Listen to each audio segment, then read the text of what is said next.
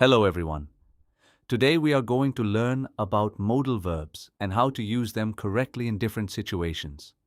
We will focus on key differences such as ability, permission, obligation, advice, possibility, future use, and past habits.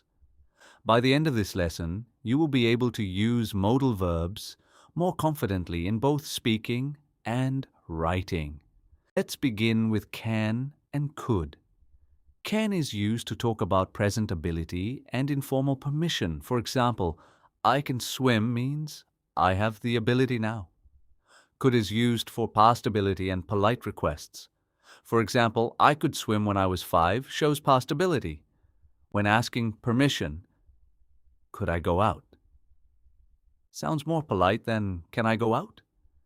So remember, could is softer and more polite than can. Now let's compare can, could, and may for permission. Can is casual and used with friends and family. Could is more polite and suitable in formal or respectful situations. May is the most formal and is often used when speaking to authority figures. For example, can I come in is casual. Could I come in is polite. May I come in is the most respectful. So in terms of formality, may is highest, then could, then can. Let's understand must and have to. Both express obligation, but there is a difference. Must shows a personal decision or internal feeling. For example, I must study means I feel it is important. Have to shows an external rule or requirement. For example, I have to wear a uniform means it is a rule. So remember, must is internal, have to is external. Next we have should and ought to, which are used for advice.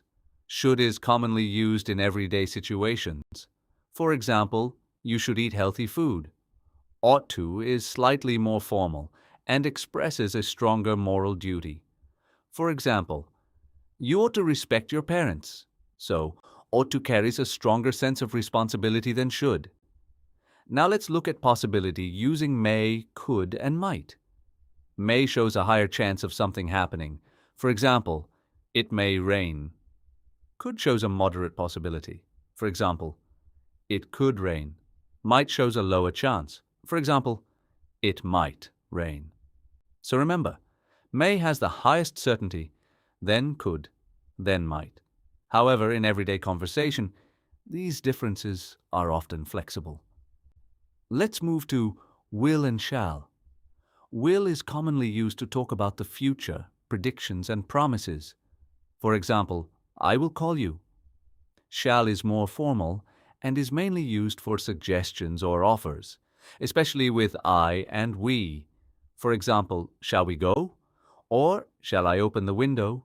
So remember, will is common, while shall is formal and often used for suggestions. Now let's compare will and would. Will is used for real and definite future actions. For example, I will help you.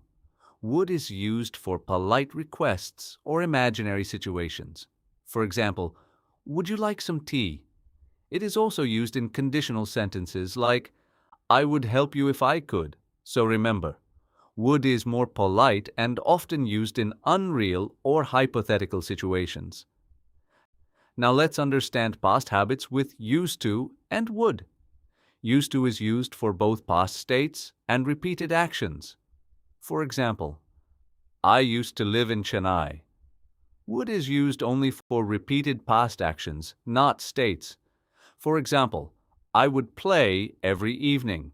We cannot say I would hate spinach because it is a state. So remember, used to is for states and habits, but would is only for actions. Finally, let's look at need to and needn't. Need to means something is necessary. For example, you need to study. Needn't means something is not necessary.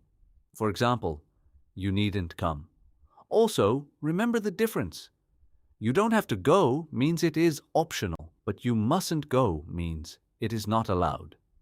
So, needn't shows lack of necessity, not prohibition. Let's quickly revise everything. For permission, can, could, and may, with may being the most formal. For obligation, must and have to, internal versus external. For advice, should and ought to.